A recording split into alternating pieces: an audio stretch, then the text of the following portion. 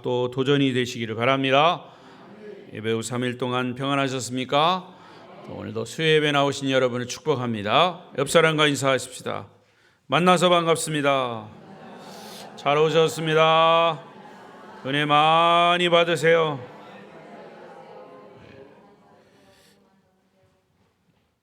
오늘도 비대면 영상으로 예배하시는 분들이 있으면 그 중에도 주의 은혜가 함께 하시기를 바랍니다.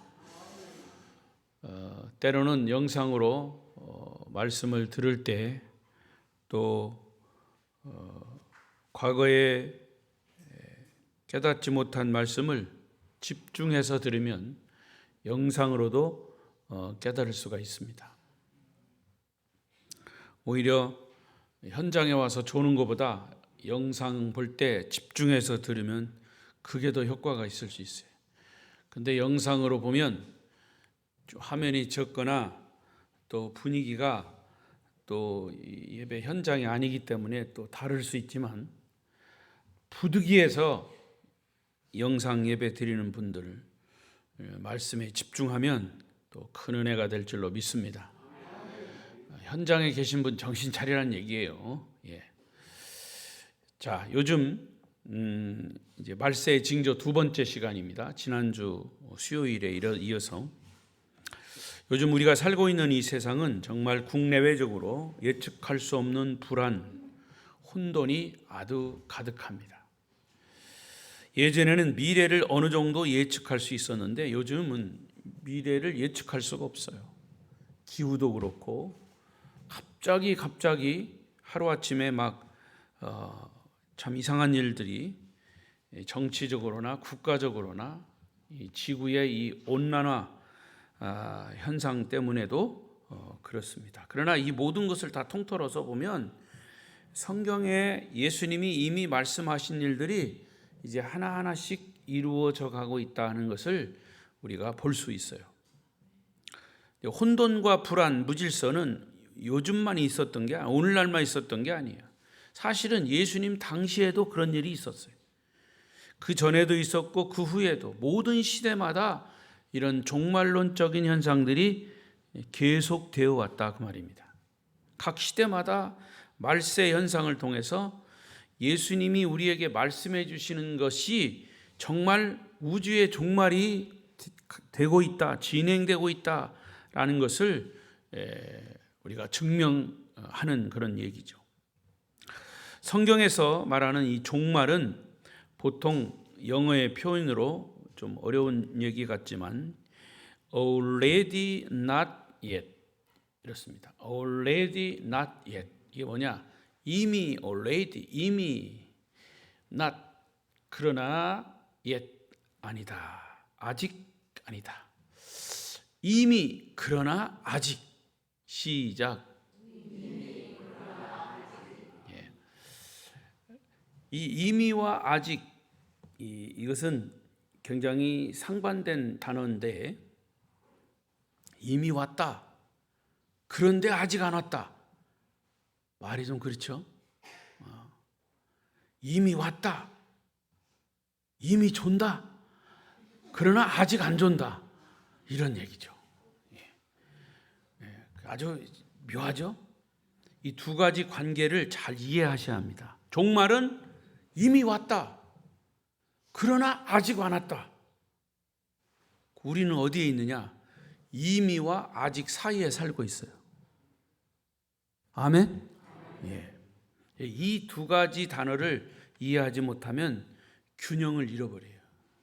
그래서 균형을 잃어버리면 극단적인 이단으로 빠질 수가 있어요. 이미 구원은 시작되었고 종말도 시작되었다. 주님 오실 날은 이미 가까웠다.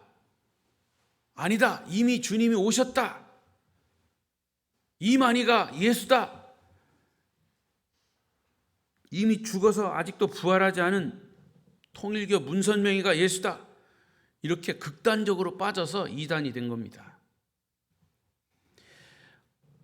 주님이 오실 날은 이미 가까웠고 모든 종말적 현상들은 세계적으로, 국가적으로, 개인적으로도 이미 진행되고 있다. 그러나 아직 주님은 오시지 않았다. 오시는데 아무도 모르게 도둑같이 오실 것이다. 예수님이 도둑이라는 말이 아니고요, 도둑같이 몰래 아무도 모르게 오신다는 거죠. 오직 그 오시는 것은 하나님만 아시다. 여기에 이제 우리 그리스도인의 영적인 현 주소가 있는 겁니다. 이미와 아직 사이에. 우리 그리스도인들은 주님이 곧 오신다고 하던 일을 그만두고 방구석에 앉아가지고 기다릴 수만은 없어요. 어느 재림을 주장하는 사람들처럼 어느 산골짜기 가서 여기에 주님이 오시니까 다 이리 모여라 이런 경우도 있었어요. 옛날에 이장님이란 목사도 아니지만 그래가지고 막 사람들을 막 유혹하고 거기에 또 빠져가지고 가정도 다 포기하고 막 거기 가서 며칠 동안 막 살고, 그래 그날 오죽하면 국가 공 TV에서 중계한다고 막 그랬잖아요. 난리가 났었습니다. 그 다 극단적으로 빠지니까 그런 거예요. 그러나 아직 그를 잘 모르는 사람들이 그런 행동을 하는 거예요. 그러니까 우리 그리스도인의 삶의 현 주소는 뭐냐? already, 이미와 not yet, 아직 그 사이에 살고 있다. 이렇게 살고 있는 그리스도인의 삶은 이제 긴장할 수밖에 없고, 그래서 주님 오실 때 우리는 거룩한 신부로서 준비되어야 하고 영적으로 깨어 있어야 합니다. 신랑 맞을 준비. 이제 약혼을 하고, 요즘은 약혼이 없어졌죠. 근데 아무튼 이제 신랑과 신부가 다 결정이 됐어요. 신랑이 분명히 이제 결혼식 날짜를 잡아놓고 기다리고 있는 거예요. 또 신부도 신랑 맞을 준비를 하고 있어요. 그런데 웬걸 이 신부가 신랑이 다 결정됐는데도 그 사이에 못 참고 이 남자 저 남자 이 청년 저 유부남 막 만나봐요. 그럼 어떻게 되겠어? 파혼이죠. 파혼뿐이겠습니까? 그 다음 그 여자 시집가겠어? 못 가죠. 벌장 다 본 겁니다. 근데 여러분, 지금 우리의 모습이 영적으로 그런 모습일 수 있단 말이에요. 신랑 되신 예수님이 지금 오실 날을 기다리고, 오실 날짜는 아직 모르지만 우리의 신부된 우리가 예수님을 기다리고 있다는 거죠. 그런데 그걸 못 참아가지고 이 미신 저 귀신 막 여기저기 막 영적으로 찾아다니면서 우상을 숭배하고, 그리고 영적인 그런 간음을 하고 있는 거 아니겠습니까? 그러니까 이게 웃을 일이 아니란 말이죠. 그러니까 우리가 신부의 모습으로 거룩한 부담을 가지고 긴장하고 살아야 합니다. 오늘 본문 15절부터 예수님은 말세의 특징을 두 가지 사건으로 설명했어요. 15절 시작. 그러므로 너희가 선지자 다니엘이 말한 바 멸망에 가증한 것이 거룩한 곳에 선 것을 보거든 읽는 자는 깨달을진저. 자, 여기서 읽는 자는 깨달을진저라고 딱 설명을 붙여놨어요.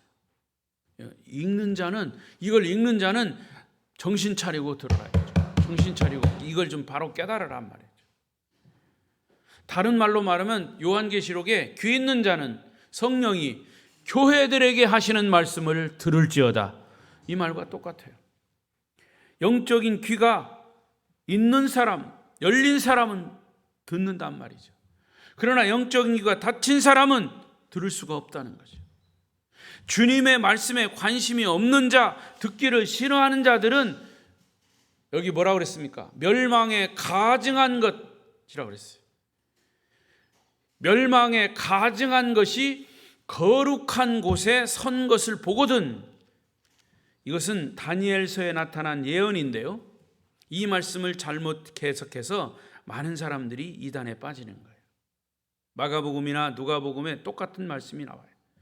하나님의 성전에 우상이 자리 잡고 거룩한 곳에 멸망에 가증한 것들이 서 있어요. 예를 들면 거룩한 곳에 거룩한 곳이 어디예요? 예를 들면 우리가 예배드리는 이 장소가 거룩한 곳이에요.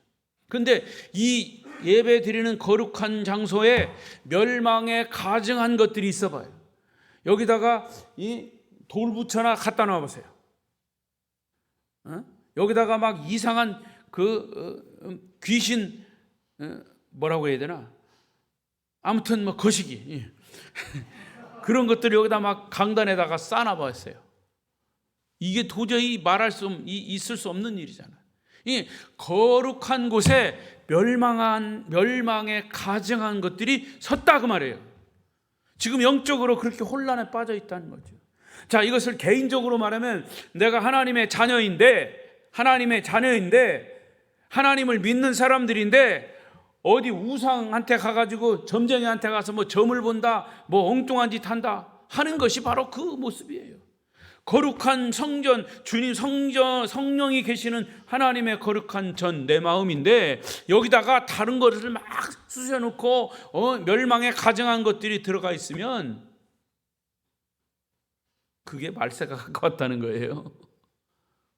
읽는 자는 깨달으라는 얘기죠. 듣는 자는 깨닫게 되시기를 바랍니다.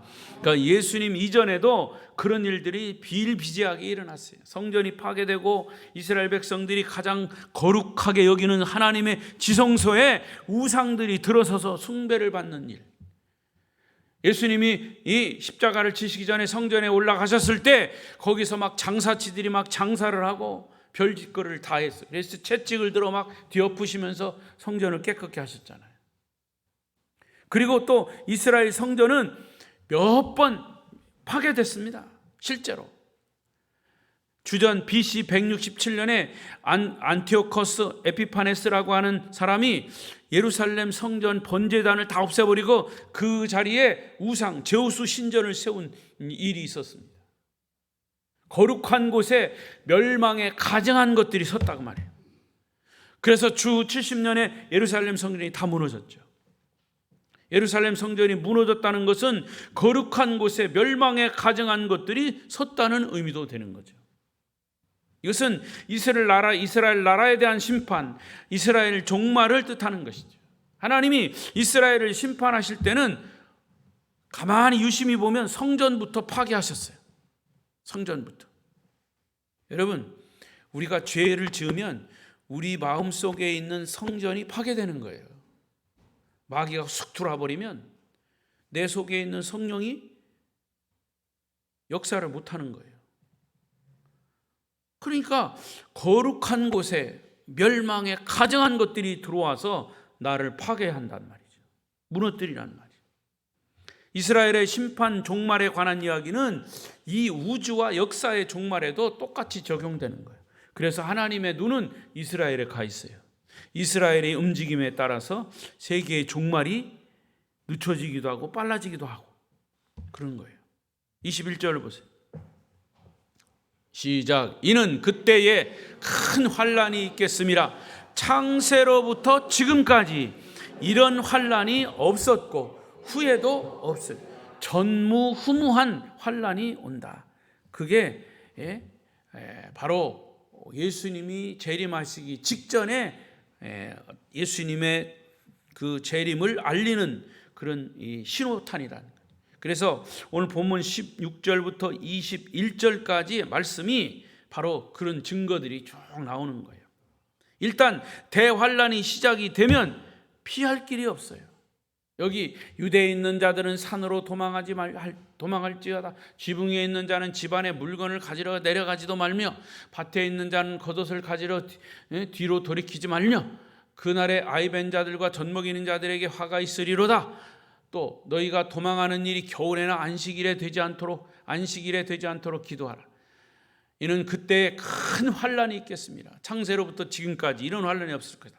그러니까 피할 길이 없으니까 어디로 도망갈 수가 없는 거예요. 여러분 20절을 보세요. 20절을 이렇게 앞으로 보세요. 옛날에요. 부흥 강사님들이 이 말씀을 어떻게 해석했냐면요, 너희가 도망하는 일이 겨울에나 안식일이 되지 않도록 하라. 그러면서 우리나라 일사후퇴 때가 언제 했습니까? 중공군이 내려올 때 겨울에 우리가 도망갔지 않았습니까? 그래서 예수님이 이 말씀을 우리나라에 적용했습니다. 일사후퇴 겨울에 도망가지 말라고 그랬다고. 사람들이 그걸 그대로 믿었어요. 제가 어릴 때 부흥 강사님들이, 제가 그 기억이 나요. 그래서 겨울에 어디 도망가면 안 되겠구나, 이런 얘기도 했어요. 근데 그건 성경은 잘못 푸는 거죠. 이 말은 겨울에 안식일이 되지요, 도망가는 일이 되지 않나는 말은 대환란의 때는 도망갈 데가 없다는 거예요. 그 말은 다른 말로 말하면 도망가지 못한다는 말이고, 또 도망가지 않더라도 우리가 신부로 준비하고 있으면, 신랑이 오실 때 신부로 준비하고 있으면 대환란이 와도 문제가 없다는 거죠. 그 말이에요. 주님은 말세에 대환란이 일어나서 피할 길이 없지만 성도들은 대환란이 안식일에 일어나지 않도록, 겨울에 일어나지 않도록 기도하라. 그리고 말세의 징표가 나타나도 성도들은 두려워하지 말라. 왜냐? 우리는 그 환란을 피할 길을 예수님이 제시해 주셨기 때문에. 그러니까 예수님을 꼭 붙잡고 있으라는 거죠. 길이요 진리요 생명이신 주님만 의지하라는 말이죠. 그럼 육체적인 죽음이 올 때도 우리는 바로 구원을 얻을 수 있고 바로 천국으로 직행할 수 있다는 거죠. 목숨 끊어질 게 두려워서 그런가요? 실제로는요, 사람의 두려움이 어디 있는 줄 아십니까? 목숨 끊어지면 나는 어디로 갈까? 이것 때문에 두려운 거죠. 물론 육체적인 어떤 괴로움, 그런 고통이 있을 수 있어요, 죽음. 그러나 죽음 이후에 내가 어디로 갈 건가, 이걸 모르기 때문에 사람들이 두려워하는 거예요. 우리 그리스도인들에게 있어서의 죽음이 두렵지 않은 이유는 뭐예요? 천국에 대한 소망이 있기 때문 아니에요? 아멘? 그러니까 여러분, 믿음을 가진 자만이, 하나님을 확실히 믿는 자만이 환난, 고통, 무질서, 이 세상의 종말적 현상 중에도 우리가 든든히 설 수 있다, 그 말이죠. 하나님을 믿는 믿음이 없으면 돈과 지식, 명예를 가졌어도 그때는 그것들이 아무것도 아닌 것이 되는 거예요. 대환란을 견디지 못하는 거예요. 여러분, 예로 들어서 미국 같은 데서 이 토네이도 같은 것이 오잖아요. 토네이도 막 회오리 바람이죠, 말하자면. 태풍하고 토네이도는 달라요. 태풍은 막 바람이 치고 막 비바람이 오는 거지만, 이 토네이도는 이 따뜻한 공기와 찬 공기가 이게 얽혀버리면 그게 이제 회오리 바람이 돼서 막 날아갑니다. 막 집이 막 날아가잖아요. 근데 그 집이 막 날아갈 때 거기 황금 덩어리가 있으면 뭐 합니까? 돈 뭉치가 있으면 뭐 해요? 다 날아가는데. 거기 안 날아가는 사람이 뭐 그 주술는지 모르겠지만, 주술 사람이 없이 다 날아가 봐요, 너도 나도. 그때 황금 덩어리가 뭔 필요 있고, 거기에 무슨 뭐 국회의원이 뭔 필요가 있습니까? 다 죽게 생겼는데. 환란의 날은 피할 수 있는 사람이 없는 거예요. 온 우주가 다 그 종말이 그렇게 오는 거예요. 그러니까 누구만 피할 수 있냐? 예수 믿고 구원받은 사람만이 피할 수 있는 거죠. 할렐루야. 그래서 아까 말씀 16절부터 20절까지 묵상을 해보면, 환란이 내게 임하지 않도록 기도하고 준비해야 한다. 그럼 내게 임하지 않는 것은, 육체는 똑같이 육체의 일을 가졌기 때문에 환란이 올 수 있어요. 회오리바람, 태풍, 뭐 전쟁, 이런 것이 오면 내가 총에 맞아 죽을 수도 있고 회오리바람에 날아가 버릴 수도 있는 거지만, 그러나 우리의 영혼만큼은 기도하고 준비하면 천국에 대한 소망을 확신 있게 가지고 있으면 멸망하지 않는다는 거죠. 지금도 전쟁을 하고 있는 우크라이나, 러시아, 이스라엘, 하마스 보면 대표들이 만나서 화해하고 협상을 하자 하더라도 이게 언제 끝날지 모르요. 실제 전쟁 현장, 그 전쟁의 현장은, 실상은 너무나 아주 다 그게 보도되지 않아서 그렇죠. 무자비할 정도로 심각합니다.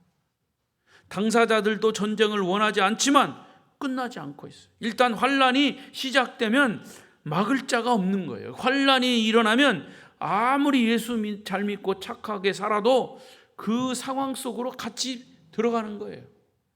그래서 이미 우리는 환란을 당하고 있다. 이미 종말은 진행되고 있다. 이미 already. 그러나 아직 not yet. 아직이다. 한국도 북한과 전쟁에 휘말리지 않도록 우리가 기도해야 합니다.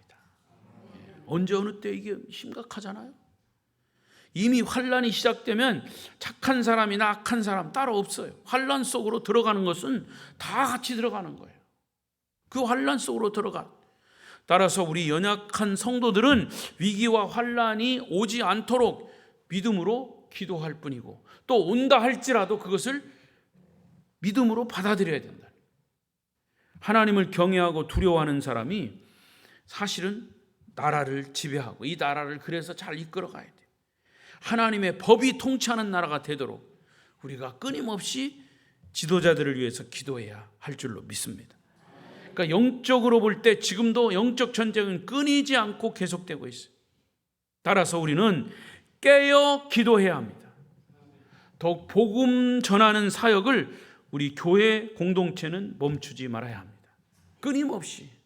본문 22절을 보십시오. 22절 시작. 그날들을 감하지 아니하면 모든 육체가 구원을 얻지 못할 것이나 그러나 택하신 자들을 위하여 그날을 감하시리라. 이게 뭐냐? 만약 심판날의 시간이 단축되지 않으면 구원받는 자가 없단 말이죠. 그렇죠? 종말이 심판날이 빨리 와봐요. 그러면 나머지 이제 빨리 오면 나머지 심판받고 그 이후에 사람 못 받은 사람들은 구원 못 받는다는 얘기죠. 그래서 심판이 계속되면 모두가 다 멸망해요. 그러나 택한 자들을 위해 심판을 감해 주신다는 거죠. 심판과 대환란 속에도 하나님은 택한 백성들을 보호하시고 구원해 주신다는 그런 은혜가 있다는 사실을 믿으시기 바랍니다. 날들이 감해진다라는 말은 환란의 끝이다 그 말이에요. 이스라엘 백성들이요 애굽에서 430년 동안 노예 생활을 했어요. 근데 430년 그 안에 살은 사람들은 이 환란이 끝이 없다고 생각했을 거예요. 아니에요? 430년 엄청난 긴, 거기에 많은 사람들이 애굽에서 노예 생활을 하면서 우리의 노예 생활은, 유대인들의 노예 생활은 끝이 안 날 거다. 끝이 안 날 거다. 끝이 안 날 거다. 끝이 안 날 거다. 그러나 설교는 끝날 거다. 여러분 430년을 생각해 보세요. 설교 30분 못 참아가지고 죽는 분도 있는데 430년. 그러나 430년은 하나님이 예견한 거예요. 4대 동안 너희는 다른 나라의 종살이를 할 것이다. 하나님이 예언하신 거예요. 그것이 그대로 이루어지고 430년 만에 끝났어요. 모세가 등장을 해가지고 애굽을 탈출시켰죠. 유대인들을. 우리나라 일제 36년 동안 압제하에 있었지만 끝이 있었어요. 이와 같이 성도들은 하늘로 들림받을 때가 있습니다. 있습니다. 깨어 기도하시기를 바랍니다. 환란의 때에 기도하고 준비하면 환란이 임해도 하나님께서 그 환란을 감해 주신다는 말씀이 22절. 고린도서 10장 13절 시작. 사람이 감당할 시험 밖에는 너희가 당한 것이 없나니 오직 하나님은 미쁘사 너희가 감당하지 못할 시험당함을 허락하지 아니하시고 시험당할 즈음에 또한 피할 길을 내사 너희로 능히 감당하게 하시느니. 본문 23절 4절. 그때에 사람이 너희에게 말하되 보라 그리스도가 여기 있다 혹은 저기 있다 하여도 믿지 말라. 거짓 그리스도들과 거짓 선지자들이 일어나 큰 표적과 기사를 보여 할 수만 있으면 택하신 자들도 미혹하니. 대환란은 때 가장 무서운 것은 거짓 그리스도가 나타나고 거짓 선지자들이 나타나서 자꾸 끊임없이 우리 성도들을 미혹합니다. 오늘도 어제요. 제가 오늘 보니까 어디서 우편물이 하나 왔어요. 보니까 여기 통일교 세계 가정연합 통일교예요. 그러면서 문선명의 부인이 누구더라? 무슨 학자인가? 그 사람의 전기 왔어. 아름다운 교회 박재기 목사 앞. 그래서 내가 이걸 그러면서 거기다가 뭐라고 그랬냐면 다시 되돌리는 거 뭐죠? 환송, 예? 반송 필요 없습니다. 그렇게 했어. 반송 안 받겠다는 거예요. 그래서 화가 나는 거예요. 그래서 이걸 전화를 해가지고 가져가라고 그럴까. 여러분 교회에 뻔히 알면서 그걸 보내는 거예요. 예전에는 그렇게 안 했습니다. 자기네들 이단이라고. 이제 노골적으로 그렇게 막 신천지에서도 막 와요. 그 신천지 목포에서 신천지 뭐 보내길래 거기다 전화했어. 내가 이거 당신 여기가 어딘 줄 알고 그걸 보냈냐 그랬더니 교회라고. 교회하고 당신네 교회하고 똑같은 줄 아냐? 우리는 그런 거 안 받는다. 난 이거 반송하면 내 돈 들이니까 난 반송 안 하니까 안 할 테니까 당신 저기 보내지 말라고 내가 막 소리를 질렀어요. 그 신천지에서 보낸 거는. 근데 여기서 보낸 거는 강진에서 보낸 거잖아. 좀 성질이 나더라고요. 이걸 한참 망설였어. 저기 문 앞에서 이걸 찾아가서 갖다 줄까. 그래서 뭐 그래봐야 나만 손해지. 지금 쓰레기통에다 넣었어요. 쓰레기 저 관리하시는 분들 그 책 저기 통일교 책이니까 그냥 같이 버리세요. 난 뜯어보지도 않았어요. 여러분 그런데 그것이 아주 정말 순수하고 교회는 안 다니지만 뭐 책을 좋아하고 이런 사람이 만약에 받았다고 봐요. 그리고 그 책을 뜯어서 읽었다고 봐요. 봉투를 뜯어서. 그러면 사람의 아마 반응이 다를 거예요. 그것이 정말 믿어지는 사람, 이 사람 대단한 사람이다 하고 또 이 사람이 믿는 교회 한번 다녀볼까 하고 다닐 수도 있어요. 우리는 그걸 다 알으니까 그렇지. 알아도 거기에 빠지는 사람도 많은데요. 뭐. 그러니까 성경이요. 얼마나 이 말씀들을 여러분들이 쭉 보시면서 그런 현상들이 뜬구름 잡는 얘기가 아니라니까. 우리의 삶의 현장에서 계속 일어나고 있다는 거란 말이죠. 그래서 정신 차리지 않고 이런 말씀을 자꾸 접하지 않으면 그런 것을 분별하지 못하는 거예요. 그래서 주님 뭐라고 그랬어요? 25절 시작. 보라 내가 너희에게 미리 말하였노라. 그러면 사람들이 너희에게 말하되 보라 그리스도가 광야에 있다 하여도 나가지 말고 보라 골방에 있다 하여도 믿지 말라. 주님 말씀하셨어요. 누군지 자기를 메시아라고 지칭하거나 집단이 메시아적 역할을 한다고 떠드는 사람들은 다 그리스도의 적들이에요. 적그리스도예요. 성경은 분명히 말씀하시기를 영들을 다 믿지 말고 그 영이 하나님께 속했나라 분별하라. 악령이든 성령이든 모두가 다 능력이 있어요. 성령도 능력이 있고 귀신도 능력이 있다니까요. 근데 이 상의 사람들은요, 귀신의 능력은 무서워하며 그걸 무서워서 벌벌 떨면서 성령의 능력은 우습게 알아요. 무슨 교회에 뭐 능력이 있어? 그러면서 밤에 귀신이 확 나타나 봐요. 그러면 아이고 무서워라. 이거 귀신 저기 저 무당 데려다가 구슬해든지 말든지 해야 되겠다. 이렇게 생각합니다. 우리나라. 그 문화 자체가 그렇게 우리 이 미신 문화예요. 그러니까 여러분 하나님의 성령 거룩한 영이에요. 그러니까 단적으로 이렇게 생각하시면 돼요. 하나님의 영은 우리 사람을 흥하게 하여 살게 합니다. 아멘. 크게 하세요 좀. 성령은 하나님의 영은 우리를 살게 합니다.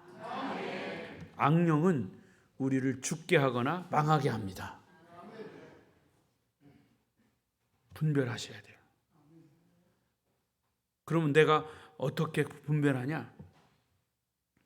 우리가 가끔 신앙생활 하다가도 막 짜증이 나고 막 뭐 이것저것 다 때려치우고 싶고 막 신앙생활조차도 교회도 나가고 싶지 않고 막 이럴 때가 있어요. 그게 악령의 역사입니다, 여러분. 그게요 아주 별거 아닌 것 같아도 이건 아니야. 나는 지금 하나님 잘 믿고 있는데 아니에요. 그런 사람들에게 이 악한 영이 베드로처럼 틈을 보고 들어오는 거예요.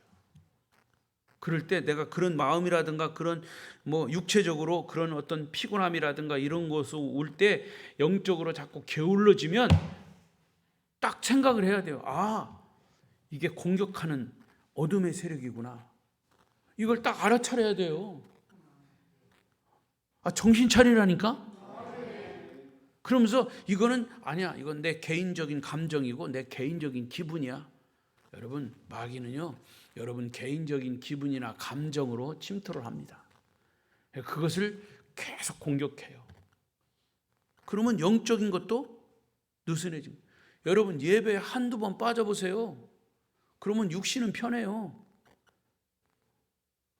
그런데 영적으로 그것이 빈틈이 되는 거예요. 그래서 예배를 생명처럼 여기라는 거예요. 나는 그래서 교인들을 지금까지도 예배를 자꾸 빠지는 사람, 물론 그 사람 이야기를 들어보면 다 이유가 있어. 이런저런 이유가 있어. 목사님 이번에는 못 나가요. 다음 주에는 빠지겠네요. 세 번째 주에는 결석하겠네요. 벌써 몇 번 빠졌어요? 3번 빠졌어요. 그러면요, 그럼 마귀가 그때 공격하는 거예요. 이제 못 나가게 되잖아. 그럼 편해. 얼마나 편한지. 교회 안 나가. 그 시간 안 맞춰도 되고, 조금 늦게 일어나도 되고. 그러니까 어떤 때는요, 성령의 역사보다 악령의 역사가 더 막 강하게 일어납니다. 우리를 더 두렵게 합니다. 그러면서 나를 혼돈에 빠지게 하는 거예요. 정신 차려야 돼요. 24절에 거짓 그리스도인들, 거짓 선지자들이 일어나 큰 표적, 기사를 보여 할 수만 있으면 택한 자를 미혹한다 그랬어요. 참 희한하죠. 택한 자를, 선택된 하나님의 백성들을 미혹한대요. 잘 믿는 사람 놔두고 안 믿는 사람이나 지네들 이만희로 끌고 가든지 통일교로 끌고 가지 왜 믿는 사람을 그러냐 이거죠. 근데 안 믿는 사람은요, 그들의 밥이라고 생각합니다. 특히 신천지 같은 경우는 한번 타켓을 딱 삼잖아요. 그러면 여러 사람들이 주변에서, 이 사람들은 이 한 사람을 공격하기 위해서 이 다섯 사람이 조를 짜가지고 서로 모르는 것처럼 하고서 그 한 사람을 공격합니다. 계속 가서 도와주기도 하고 애 봐주기도 하고 그 사람의 약점 같은 것들 다 파악해가지고 집요하게 공격합니다. 안 넘어갈 사람 없어요. 근데 택한 사람도 넘어간단 말이죠. 그러나 선택된 하나님의 사람들은 그거를 분별할 수 있어요. 여러분, 이 신천지라든가 이 통일교회 이런 여호와의 증인 사람들이요, 믿는 사람들을 딱 낚아채가지고 교인들, 개신교인들이 자기네들한테 딱 넘어오잖아요. 그러면 일당천으로 일당백으로 생각합니다. 믿지 않는 사람들은 그냥 밥이니까 언제라도 할 수 있다 이거예요. 그리고 또 그것도 골라서 해요. 골라서. 근데 믿는 사람이 기독교 신자를 딱 신자를 낚고서 자기네 신자로 만들잖아요. 그러면 그것은 홍보용이에요. 홍보용. 믿는 사람도 이렇게 왔다. 우리가 믿는 게 진짜다. 북한 사람이 우리 남한에서 납북당했다든가 아니면 이제 월북해서 고위직이 월북하면은 거기서 막 떠들잖아요. 이 사람도 우리 살기 좋은 우리 이 북한에 왔다. 우리도 그러잖아요. 고위 관직에 있는 사람이 이북에서 남한에 오면 이 사람이 이렇게 왔다고 막 하잖아요. 홍보용입니다. 근데 이걸 몰라요. 사람들이 자기가 이용당하고 있다는 걸 또 몰라요. 여러분, 오늘 우리가 말세의 사건에 대해서 배워야 할 중요한 것이 주님이 어떻게 재림하시는가. 자, 27편에 아주 명쾌하게 답을 주고 있어요. 시작. 번개가 동편에서 나서 서편까지 번쩍임같이 임자여 임함도 그려. 예수님이 이 땅에 처음 오실 때, 초림하실 때는 베들레헴 아주 초라한 인간의 모습으로 오셨지만 주님이 재림하실 때는 심판주로 오셔요. 빵빠르를 울리면서 번개가 동에서 서에서 동에서 번쩍 서에서 번쩍 하는 것처럼 엄청난 사건으로 임하신다. 모든 사람들이 다 볼 수 있도록 임하신다. 근데 가짜 예수는 저 계룡산이나 저 무슨 깊은 산에서 돛 닦고 내려와 가지고 자기가 그리스도라고 합니다. 하지만 주님의 재림은 모든 사람들의 눈에 보이는 가시적인 사건이에요. 그건 주님 말씀하신 거죠. 위험, 장엄함 있다 그랬어요. 적당히 재림하시지 않는다 그랬어요. 믿지 않는 사람도 본다 그랬어요. 28절 시작. 죽음이 있는 곳에는 독수리들이 모일 것이다. 재림과 심판은 추상적인 사건이 아니라 아주 구체적인 사건, 우리의 눈에 보여지는 가시적인 사건. 예수님이 저 예루살렘, 이스라엘 예루살렘으로 겟세마네 동산, 그 예루살렘 거기 승천하신 그곳에 다시 오신다. 거기 오시는데 어떻게 보냐? 옛날에는 그랬어요. 근데 지금은 여러분 휴대폰만 가지고 있으면 볼 수 있어요. 제가 어느 날요 그걸 깨닫고요 깜짝 놀랐어요. 과거에 제가 이 SNS라든가 이런 TV 이런 것들이 발달하지 않았을 때는 예수님이 올라가신 것을 그대로 모든 사람들이 다 본다. 어떻게 보냐? 근데 볼 수 있다는 거죠. 별이 떨어지고 달이 빛을 잃어버리고 29절 30절 그날 환난 후에 즉시 해가 어두워지고 달이 내지 아니하며 별들이 하늘에서 떨어지며 하늘의 권능들이 흔들리리라. 그때 인자의 징조가 하늘에서 보이겠고 그때 땅의 족속들이 통곡하며 그들이 인자가 구름을 타고 능력과 큰 영광으로 오는 것을 보리라. 할렐루야. 여러분, 이것은 단순히 어떤 일식 월식 그런 현상이 아니에요. 우주의 모든 질서들이 근본적으로 흔들린다는 거죠. 상상이 되십니까? 주님의 재림은 이렇게 아주 명확한 실제 사건이에요. 이제 말씀을 맺겠습니다. 데살로니가 전서 4장 16절 17절 이렇게 말씀했어요. 예수님의 재림 사건을 시작. 주께서 소리와 하나님의 나팔 소리로 친히 하늘로부터 강림하시리니 그리스도 안에서 죽은 자들이 먼저 일어나고 그 후에 우리 살아남은 자들도 그들과 함께 구름 속으로 끌어올려 공중에서 주를 영접하게 하시리니 그리하여 우리가 항상 주와 함께 있으리. 할렐루야. 주님의 재림을 알리는 호령과 천사장의 소리와 나팔 소리, 큰 나팔 소리, 나팔 소리를 들려드릴게요. 자, 한번 양이 뿌리가 있어요. 이스라엘에 가면 큰 양은 큰 뿌리가 있어.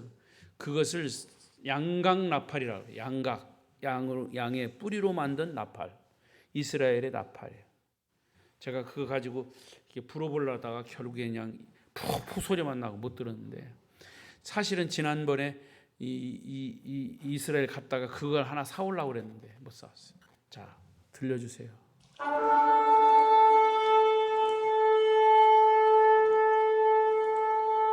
Wake up call. 주님이 다시 오신다. 정신 차려. 이게 양각 나팔 소리예요. 주님의 재림의 나팔 소리랍니다. 이게.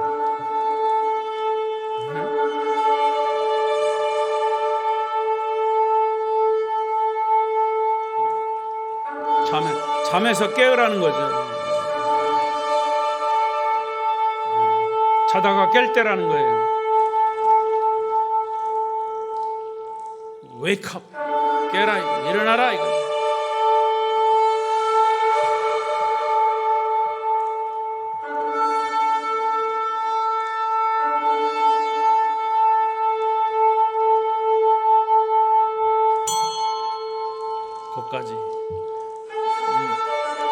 거기까지.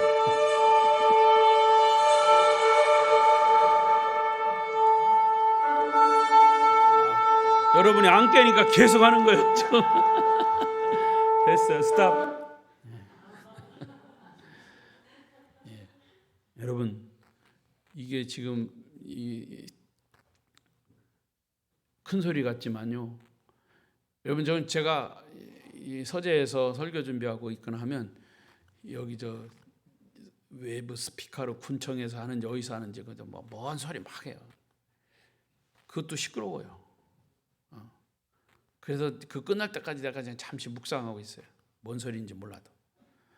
그런데 여러분, 이런 나팔 소리, 주님의 재림의 나팔 소리, 진짜적인 양각 나팔이에요. 저 소리가요 너무 멋져요. 사실은 언젠가도 말씀드렸는지 몰라도 어느 목사님은 그게 너무 자기는 감동이 돼가지고 그걸 이스라엘에서 사와서 예배 시작을 알릴 때 저걸 불어요. 예배. 우리는 땡하고 다 같이 묵도하심으로 하잖아요. 그 교회는 저걸 불어요.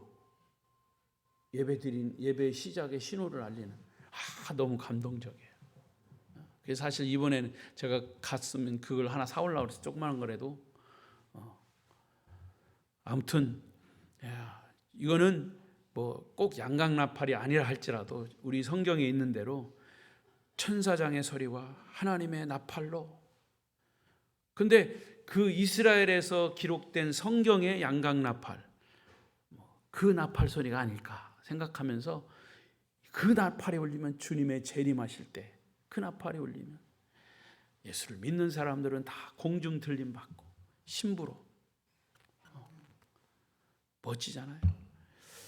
영적인 하늘을 우러러보시며 주님이 재림하실 날을 기다리며 신부의 단장을 하라 그랬어요. 언젠가 승리의 왕으로 이 세상에 우주의 역사를 심판하러 오실 그 영광스러운 주님을, 왕의 왕 되신 주님을 우리가 신부로서 기대하고 사모하고, 우리가 살아생전에 주님이 재림하시지 않는다 할지라도 우리는 우리의 일생이 마지막 육신이 다하는 날 우리는 그렇게 신랑이신 주님 앞에 설 수가 있을 것입니다. 여러분 모두가 그 천국 잔치에 초청받아 신랑 되신 주님과 함께 천국에서의 영원한 복락을 누리시기를 축복합니다. 기도하십시다.